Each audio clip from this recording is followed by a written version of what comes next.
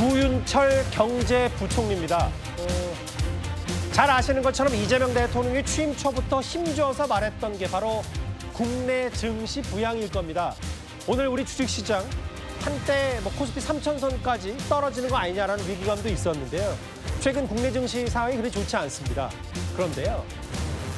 주식 떨어지는 것도 개미들, 소액 투자자 입장에서는 기분이 좋지 않을 텐데 우리 경제를 책임지는 이 경제부총리 한마디로 오늘 개미들이 부글부글했습니다. 부총리님 지금 저희 코스피 3,200 정도라고 하는데 소위 PBR이라고 하죠. 주가 순자산 비율이 우리나라 얼마인지 아십니까? 10 정도 안 되네. 1.0입니다. 우리나라는 기업들이 가지고 있는 자산보다도 주가가 너무나 못 미쳐서 이거를 옆 나라 일본인 1.6만큼만 높여도 5,100입니다. 아니 지금 PBR이 10이면 우리 주가가 코스피 3만이어야죠. 그럼요. 예. 코스피 5천은 뭐 진즉에 넘었겠죠. 예. 저도 장학 퀴즈식 질문하는 거 별로 안 좋아합니다. 요새 얼마냐? 우유 예. 한 통에 얼마인지 예, 아세요? 예. 모를 수 있어요. 그거 안 좋은 근데 질문이에요. 예. 코스피 5천 노래를 부르면서 예. 대한민국 주식시장의 PBR이 뭐 예를 들면 1인데 2나 3을 얘기하는 것도 아니고 예, 예. 10을 얘기하시는 거는 주식시장에 대한 최소한의 관심도 없는 것 아니냐. 굉장히 참담한 심정으로 봤습니다. 제가 송영은 대변인, 다른 사람은 아니더라도 경제부총리가 그리고 또 부동산 말고 주식하라는 이재명 정부의 취지에 맞는다면 이건 당연히 알아야 되는 거 아닙니까? 그렇죠. PBR, Price to Book Ratio라고 합니다. 그러니까 종목의 시가총액을 그 회사의 순자산으로 나누는 거죠. 예. 순자산 대비 주가가 어느 정도로 평가받고 있느냐라고 하는 겁니다. 사실 PBR이 1.0 정도 되면요. 이론적으로는 그 회사를 청산했을 때 주주들이 돌려받을 수 있는 돈만큼을 주가로 평가받고 있다는 겁니다. 그러면은 이것은 전혀 고평가되고 있는 게 아니에요. 오히려 대단히 저평가되고 있는 것에 해당합니다. 예. 우리나라 코스피가 지금 PBR이 1.0 정도 됩니다. 그리고 코스피 5천을 가려면은 이 PBR이 1.6을 조금 넘어야 돼요. 그런데 우리 경제부총리는 정확하게 PBR을 알지도 못하고 더더군다나 10이라고 하는 엉뚱한 숫자를 댄다. PBR이 10이면 지금 코스피가 3만이 넘어가야 됩니다. 그리고 순자산 가치 10배 이상으로 주가가 평균적으로 우리 종목들이 평가받고 있다면 그건 시장에 대단히 위험하게 거품이 껴있는 상태입니다. 예. 그러니까 오히려 경제부총리가 주식시장을 가라앉히기 위한 대책을 내놔야 되죠. 그러니까 본인도 말하면서 뭔가 이상하다고 느껴야 되는데 경제부총리는 10이라고 답하고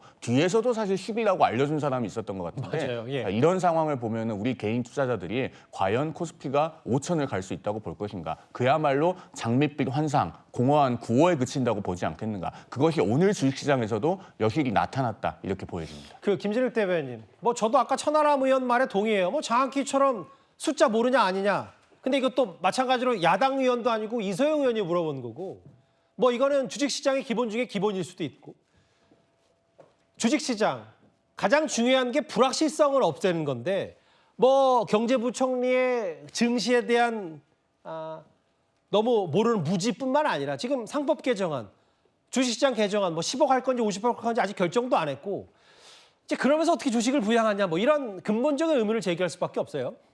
그렇습니다. 지금 오늘 이제 그 여당 의원 중에서 질의한 의원이 이소영 의원인데 예. 이소영 의원이 엊그저께 기재위로 이제 그 사보임이 되고 예. 아마 오늘 첫 전체 회의가 열려서 질의를 했던 것 같습니다. 이소영 의원의 질의 방향은 아마 이 구윤철 경제부총리를 어떤 이렇게 아느냐 모르냐 단순한 그런 그러게요. 정도를 물어보려고 했던 건 아니고 지금의 주식시장이 조금 더 좀 더 성장할 수 있는 그런 방법 그리고 특히 지난번에 이제 세제 개편한 부분에 있어서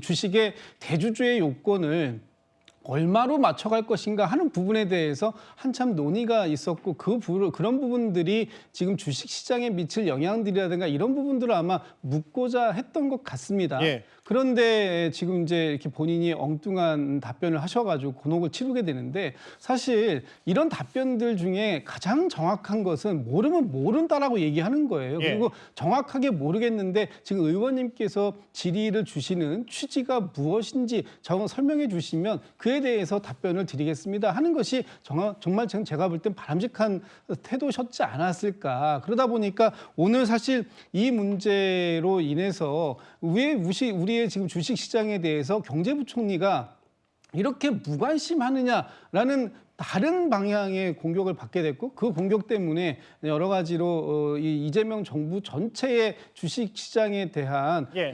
그 비판을 받게 됐는데 이 부분에 대해서는 구윤철 총리가 이 부분 정확하게 사실관계를 파악하지 못했다라는 부분을 예. 인정하고 사과하는 게 맞지 않을까 싶습니다. 그리고 또 이제 지금 여당과 대통령실이 지금 생각이 다른 것 같은 10억인지 50억인지 상법 기준, 대주주 기준 이것도 빨리 결정해야 될 텐데 그 상법 개정안 진성준 전 정책위원장 그 이후로 코스피가 좀처럼 맥을 못 추고 있어서요.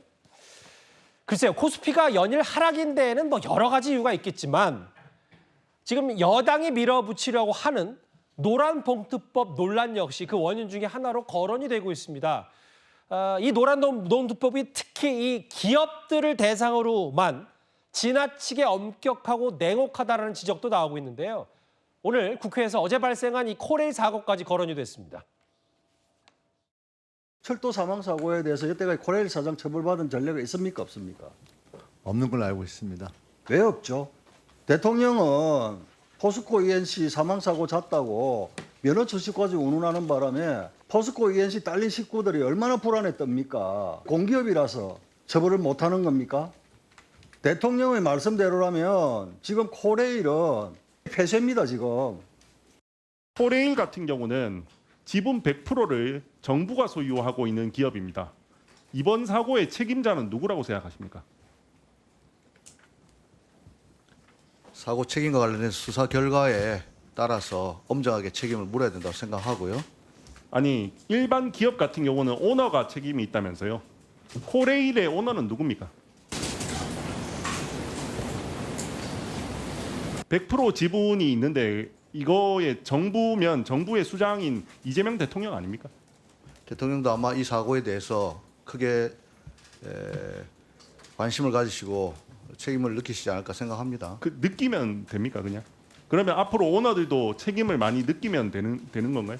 저는 이 이중적인 태도에 대해서 말씀을 드리는 거예요. 이재명 정부에서 기업한테는 폐업까지 시키겠다 이렇게 윽박지르는데 정부는 뭐 자진하야 정도 각오를 하십니까? 제가 답할 내용은 아니라고 봅니다. 최성 변호사님, 우재준 의원이 그럼 뭐 책임을 느끼면 됩니까? 느낌만 갖고 됩니까? 라고 얘기를 했어요. 사실 지금 김 장관 대답하는 태도도 그래요.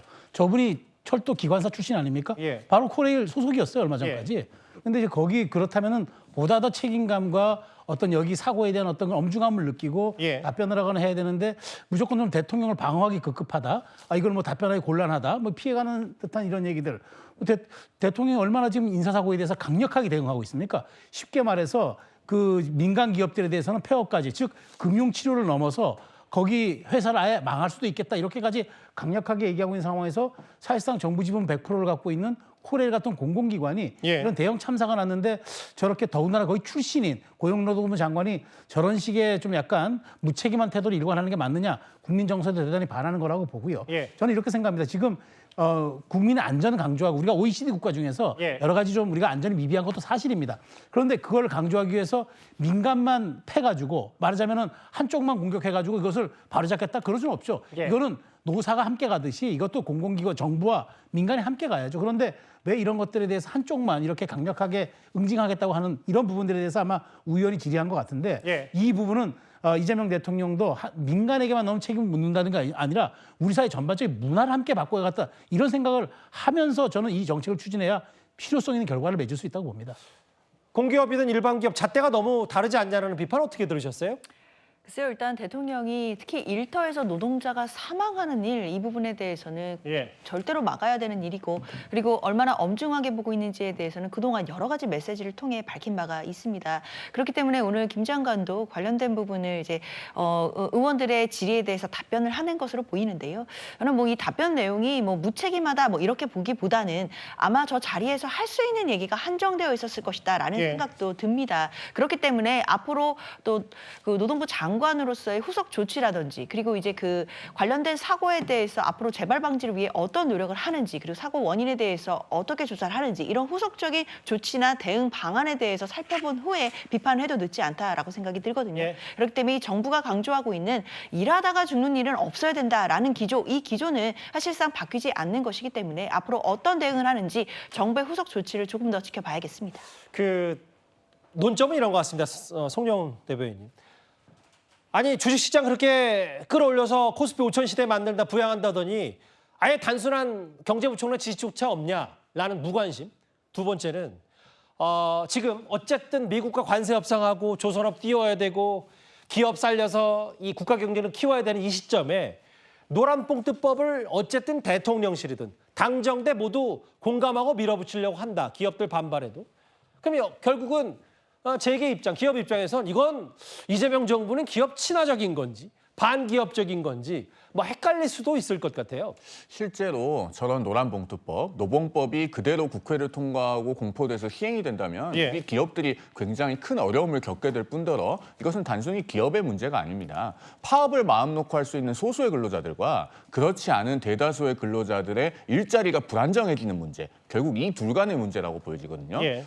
특히나 많이 영향을 받게 될 업종이 자동차와 조선입니다. 왜냐하면 현실적으로 이 두 업종에서는 사내 하청이 굉장히 만연해 있기 때문입니다. 다단계 하청 구조가 올바르거나 바람직하다고 얘기하는 것은 아닙니다. 예. 그러나 그것이 엄연히 현실인데 지금 노란봉투법은 어떻게 하고 있습니까? 사용자가 교섭을 해야 되는 범위를 대폭 확대시켜서 결국에는 하청 근로자들도 전부 다 원청과 단체 교섭하라는 것 아닙니까?